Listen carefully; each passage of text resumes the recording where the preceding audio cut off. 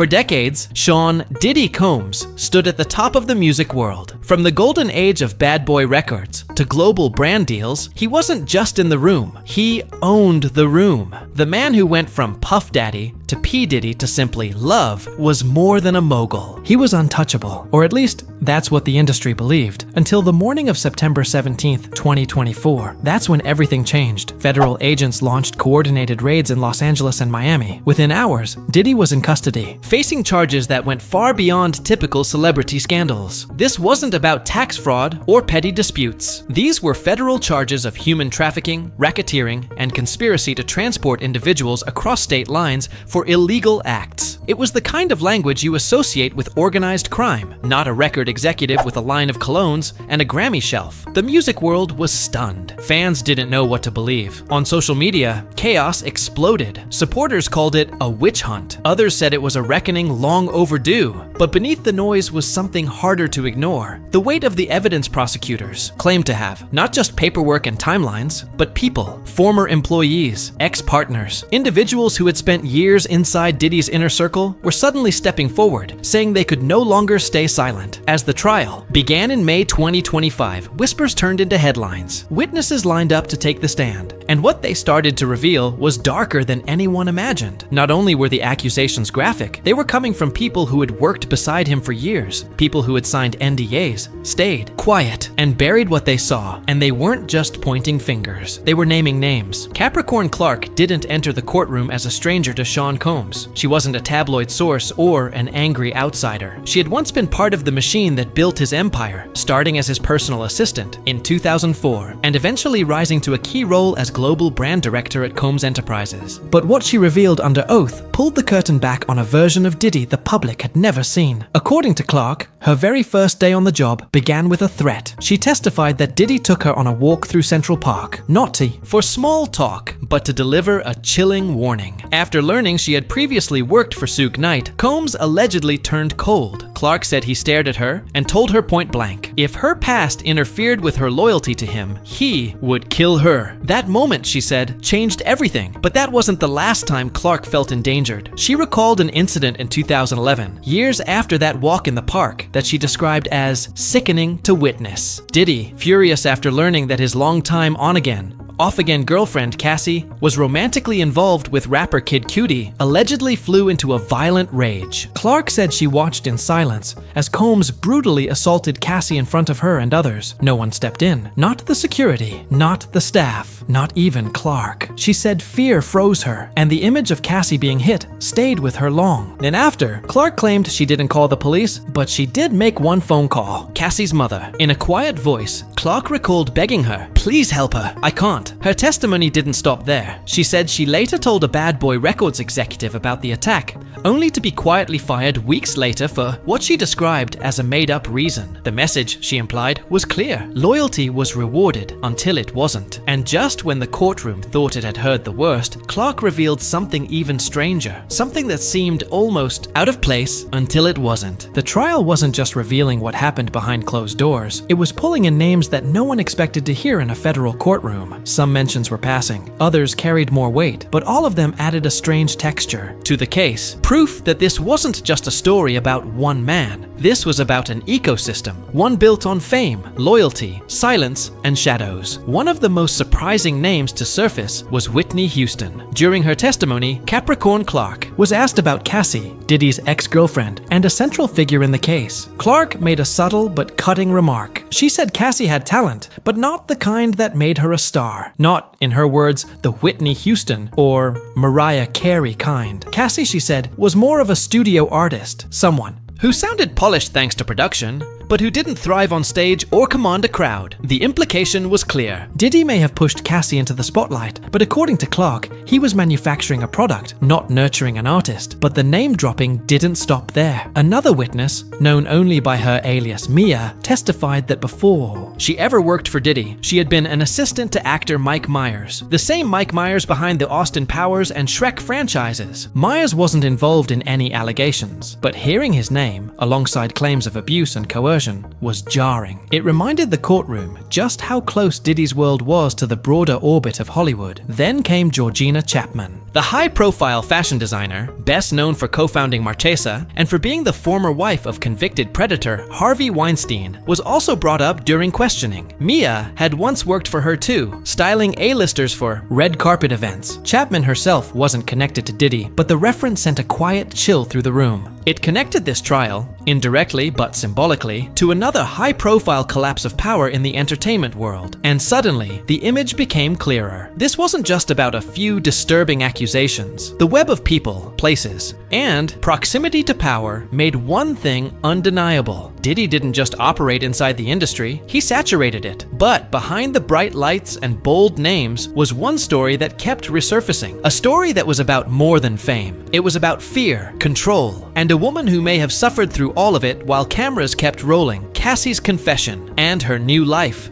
If there was one voice the courtroom was waiting to hear, it was Cassie Ventura's. To the world, she was the soft-spoken singer who burst onto the scene in 2006 with her platinum hit, Me and You. But behind that image was a long, complicated, and, according to her testimony, dangerous relationship with one of the most powerful men in music. Her connection to Diddy wasn't just romantic. It was professional, personal, financial, and for years, it was off-limits to questioning. Until now, Cassie took the stand and delivered 4 days of testimony that prosecutors described as the centerpiece of their case. She didn't hold back. She spoke calmly, but her words cut deep. According to her, the relationship wasn't built on love. It was built on control. She described years of physical violence, surveillance, and manipulation. Times when she said she was pressured into encounters she didn't want, sometimes with other people, at Diddy's demand. She called them freak-off marathons, fueled by controlled substances, secrecy, and fear. At one point, she testified Diddy threatened to cancel her mixtape release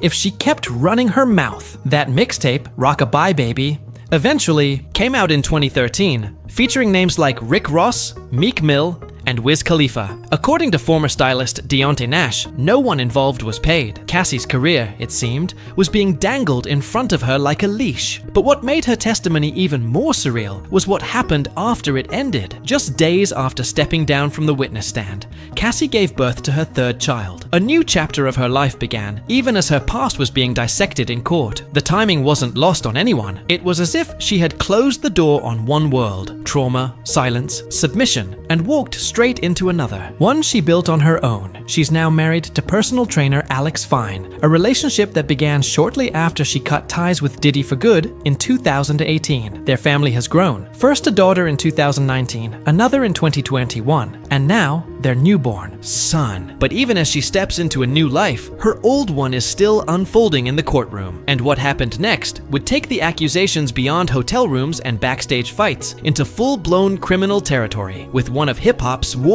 biggest names allegedly caught in the middle: the Kid Cudi confrontation and firebombing. By the time the courtroom heard about the incident involving Kid Cudi, the mood had already turned dark. But nothing prepared the jury or the public for what came next. According to Capricorn Clark, what started as jealousy over Cassie's brief relationship with rapper Kid Cudi spiraled into something much more violent and terrifying. Clark testified that one night, without warning, Diddy forced her into his SUV. He was armed, seething, and obsessed. She said he was ranting that he was going to deal with Cudi himself. And he wasn't bluffing. He allegedly drove to Cudi's house, still fuming, still armed. Clark stayed in the car, frozen, as Diddy entered the home. What happened inside has never been fully detailed in court, but what followed made it clear that whatever lines existed had been crossed long ago. Weeks later, a firebombing turned that suspicion into something far more serious. Cudi's Porsche 911 was found torched outside his home, destroyed by what investigators say was a Molotov cocktail. A hole had been sliced in the soft top roof, and the explosive was dropped through it with chilling precision. The arson investigator described the homemade device in detail: a 40-ounce malt liquor bottle filled with accelerant, and a designer silk handkerchief used as a fuse. This wasn't random. Law enforcement confirmed they had seen a vehicle with tinted windows parked outside Cudi's residence, registered to Bad Boy Entertainment. But at the time, there was no direct evidence, no arrests, just a quiet unease that something dangerous had taken place, and someone powerful was behind it. Cudi himself later testified, saying he believed Diddy and Cassie had already broken up when he and Cassie briefly connected. He never never imagined it would put his life or property at risk. The message sent that night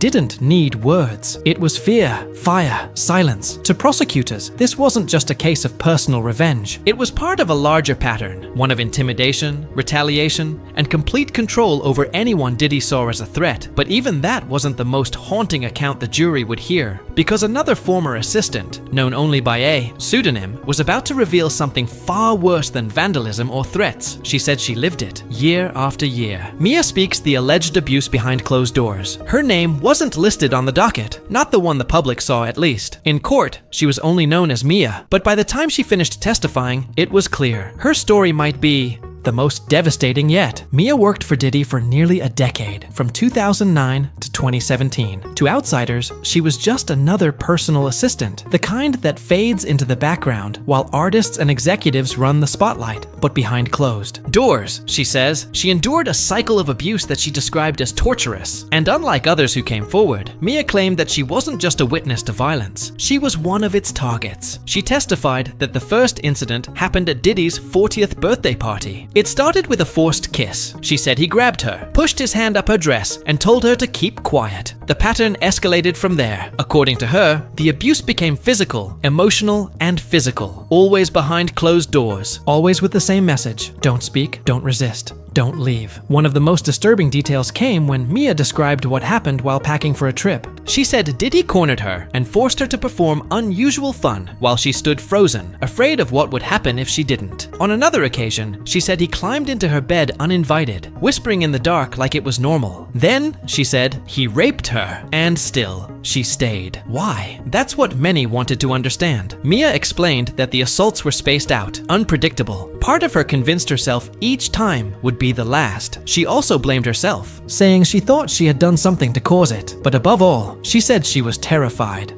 of the consequences if she ever told the truth. And when she wasn't the target, she was a witness. According to Mia, Cassie wasn't just abused once or twice, she was attacked all the time. At parties, in hotels, in apartments, even while traveling. It wasn't hidden, it was part of the environment. Something staff had grown used to, if not numb to. Mia also recalled moments that were less violent, but no less humiliating. Diddy once threw her into a pool in front of others, she said, just to prove a point. Another time, he dumped a bucket of ice on her. Then there was the spaghetti, flung across the room and aimed at her face because she didn't respond quickly enough to a demand. These weren't isolated explosions, she said. This was who he was behind the scenes. By the time she stepped down, the courtroom was silent. No questions from reporters, no noise from the crowd, just the weight of everything she'd said hanging in the air. And while Diddy sat at the defense table, cool and composed, there was no mistaking what just happened. Someone who had lived in his world for years had torn it apart, piece by piece, moment